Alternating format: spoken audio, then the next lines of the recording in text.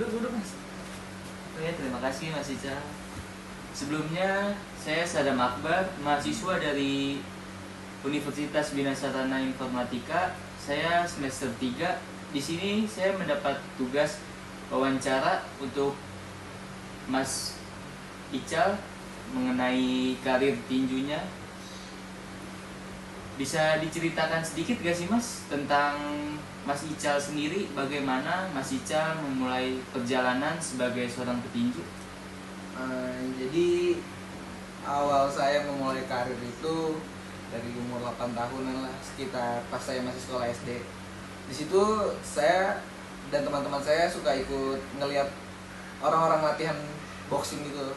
Jadi kayak saya tuh penasaran boxing tuh apa sih, bela diri apa, dan apa manfaatnya kalau buat boxing tuh, kalau kita mengikuti kegiatan boxing. Oh, berarti di dalam diri Mas Ical itu merasa Mas Ical itu tertarik, apa sih itu boxing? Olahraga apa sih? Kayak gitu ya Mas ya? Ya, itu ngebuat saya tertarik sih, karena menurut saya boxing itu olahraga yang dilihat gampang, tapi pas kita rasain tuh ya lumayan susah, karena banyak teknik juga di dalam. Teknik di boxing sendiri itu ada apa aja sih Mas? Sebenarnya banyak tekniknya mas, tapi beberapa yang untuk umum, yang maksudnya yang wajib tahu untuk para pemula tuh kayak ada jab. Jab tuh pakai tangan kiri, terus ada strike juga, ada hook kiri, hook kanan, ada uppercut juga. Dan utamakan kalau masnya ikut kegiatan boxing, jangan sampai pipinya kebuka, karena bahaya buat rahang mas, apalagi kalau mas beneran tanding, ikut pertandingan gitu.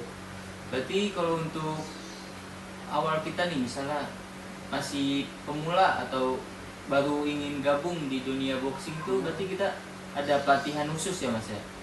Biasanya sih kalau dulu tuh jarang tempat latihan boxing, atau yang biasa disebut tuh camp atau sasana, itu tuh jarang. Tapi kalau buat sekarang itu udah banyak banget mas, kayak camp-camp boxing itu banyak, sasana tuh ada banyak juga, dan banyak pelatih-pelatih khususnya juga kok di dalam campnya itu. Berarti Mas ini sudah berapa lama latihan di camp atau sasana?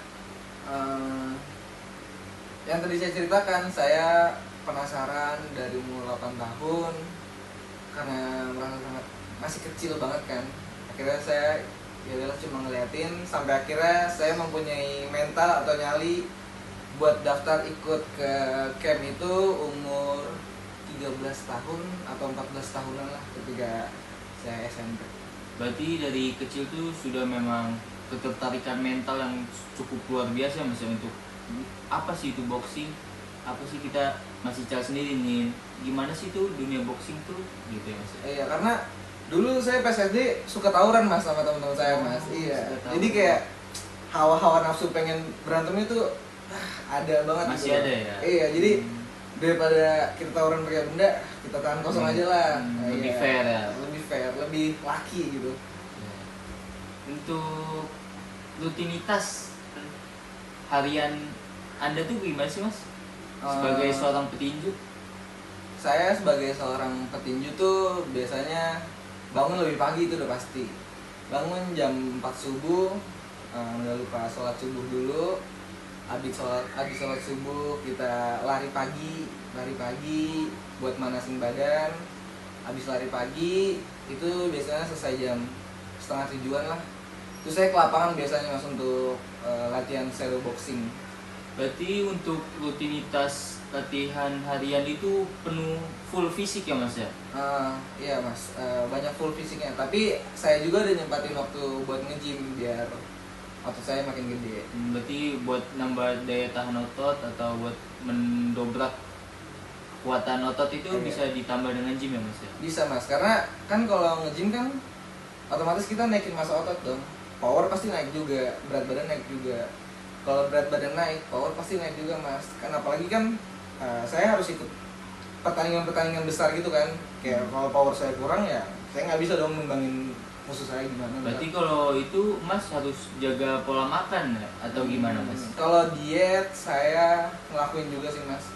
Kalau diet biasanya saya bangun pagi tuh habis olahraga saya nggak sarapan.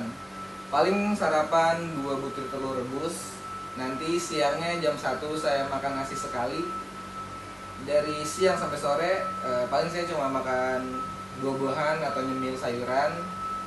Nah habis itu udah nggak makan lagi sampai malam.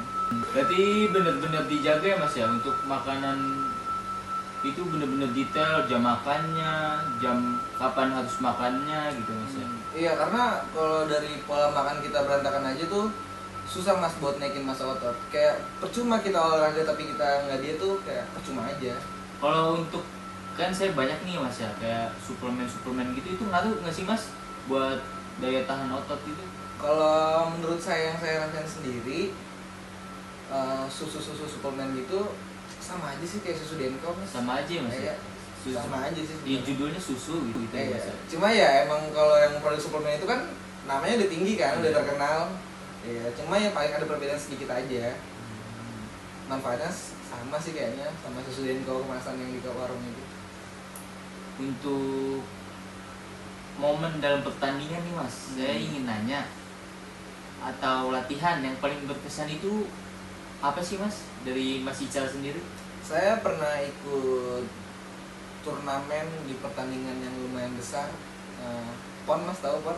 Kawan tahu. Iya, di situ saya dapat lawan yang lumayan tinggi, lebih tinggi dari saya. Kan otomatis kalau tinggi tuh jangkauan pukul dia lebih panjang dong daripada saya. Iya. Saya juga lebih pendek pastinya dari dia, lebih susah gitu ngeraih dia. Tapi di situ ronde pertama ya nggak tahu sih itu keajaiban dari Tuhan atau gimana, saya bisa ngebuat dia KO. Berarti kalau rules dalam PON itu beda dari pertandingan umum atau gimana mas? Tergantung kelas-kelasnya mas. Kalau misalkan biasanya kalau ada kelas amatir, ada kelas pro. Nah biasanya kalau kelas pro tuh udah nggak pakai pelindung kepala. Tapi kalau amatir sama rookie tuh masih pakai pelindung kepala. Kalau Mas Ical sendiri nih masuknya di kategori apa? Nah, alhamdulillah saya udah masuk kelas pro sih mas. Masuk kelas pro ya. Berarti kalau PON itu mencakup seluruh daerah ya? Iya. Atau gimana mas? Seluruh daerah mas itu diadu. Kita kayak ngebawa nama daerah masing-masing lah. Berarti kalau ini masnya pasti punya role model dong. Kayak idola lah bisa kita sebut. Siapa sih kira-kira idola Mas Ical ini? Dari kecil tuh saya mengidolakan banget si Mike Tyson, kalau mas tahu. Mike Tyson. Karena menurut saya dia tuh punya power yang lumayan besar dan daya tahan yang lumayan oke juga mas. Karena yang saya tahu dia tuh jarang banget knock out karena rahangnya tuh suka dilatih mas. Jadi rahangnya tuh tebel gitu. Tebel ya, Mas? Iya, jadi susah buat di KO-in dia tuh. Nah, ngomong-ngomongin Mike Tyson nih mas, Iya. sebentar lagi kan ada pertandingan Mike Tyson lawan Jack Paul Iya, kalau nggak salah. betul. Menurut mas kira-kira gimana? Saya sih pasti Mike Tyson mas, karena kan itu idola saya nggak sih, harusnya saya pasti dukung dia. Dan menurut saya beda jauh sih, jam terbangnya tuh udah jelas jauh banget kan. Si Jack Paul tuh masih baru dan Mike Tyson tuh udah lama, dibilang terjun senior lah dia tuh. Tapi kan untuk usia Mike Tyson kan udah nggak cukup muda lagi mas, Iya. udah cukup terbilang lebih tua lah ya. Apakah itu mempengaruhi performa di lapangan, fisik maupun mental? Mungkin mempengaruhi ya mas, cuma balik lagi Mike Tyson sendiri masih mempunyai badan-badan yang prima mas, yang kokoh gitu. Kayak masih kelihatan walaupun udah tua badannya tetap kenceng. Berarti tetap dilatih oleh Mike Tyson ya untuk Pasti. menjaga Pasti kebugaran. dilatih mas. Yang namanya atlet, kalau misalkan dia belum sakit parah, dia tuh pasti ngejaga badannya mas. Belum berhenti ya mas, Iya. bisa kita Masih bilang. tetap lah, masih tetap olahraga dia. Mas sendiri gimana? Tertarik mau masuk dunia boxing? Saya sih dengan apa yang mas bilang sih sudah mulai tertarik ya mas ya. Karena saya cuma ngeliat di TV-TV tinju-tinju sekarang, ya saya sangat tertarik ya mas ya dengan dunia tinju, apalagi yang kayak Mas Ical bilang seperti bisa ikut PON dengan latihan kerja keras. Mungkin itu yang membuat saya termotivasi untuk bisa ikut kegiatan boxing. Dan saya masih ada satu pertanyaan lagi nih mas, Apa? di negara kita yang tercinta ini kan banyak sekali tuh sudah ada turnamen-turnamen atau pertandingan di dunia boxing antar selebritis atau antar tiktokers, selebgram, itu menurut pandangan Mas Ical tuh gimana? Sebenarnya ada positif negatifnya sih mas. Yang negatifnya dulu apa positif dulu nih saya kasih tahu. Yang negatifnya dulu ya. Negatifnya dulu. Negatifnya menurut saya kenapa kebanyakan pertandingan artis sekarang yang ngebuat karir-karir atlet tuh jadi kurang kelihatan di Indonesia. Paham gak maksud saya? Kayak jadi atlet tuh namanya jadi kurang terkenal gitu karena banyak pertandingan artis yang muncul lah. Jadi iya. jarang dipermainkan. Iya, jarang diperlihatkan di televisi. Iya. Justru yang atlet yang benar-benar atlet itu jarang diperlihatkan di televisi. Sedangkan yang artis-artis biasa yang baru latihan 3 bulan atau 4 bulan mereka muncul langsung banyak penontonnya. Jadi menurut saya ngebuat karir atlet itu ya lumayan terpendam lah. Berarti cuman karena senggol-senggolan di dunia maya ya mas ya. Iya. Cuman ibaratnya gengsi lah ya untuk tenar ibaratnya gitu. Naikin namanya. Iya. Nah positifnya tuh menurut saya artis-artis yang banyak mulai pertandingan di medsos tuh naikin nama tinggi banget mas. Karena mungkin para atlet yang namanya di dunia entertain itu kurang muncul lah. Ikut pertandingan gitu ya paling cuma ada di TV doang. Tapi kan kalau artis kan namanya udah ada di dunia entertain dan banyak juga konten creator yang ikut-ikut pertandingan boxing gitu kan. Itu tuh membuat anak muda tuh ngelihat mas, apalagi anak muda zaman sekarang tuh kan FOMO ya bisa FOMO dan rajin lah kalau masalah media sosial gitu. Kalau pertanyaan terakhir nih mas ya, untuk Mas Ical, bisa nggak sih Mas Ical menggambarkan tinju itu dalam 3 kata? Menurut Mas Ical? Dalam 3 kata nih? Iya. Menggambarkan tinju itu dalam 3 kata. Kalau menurut saya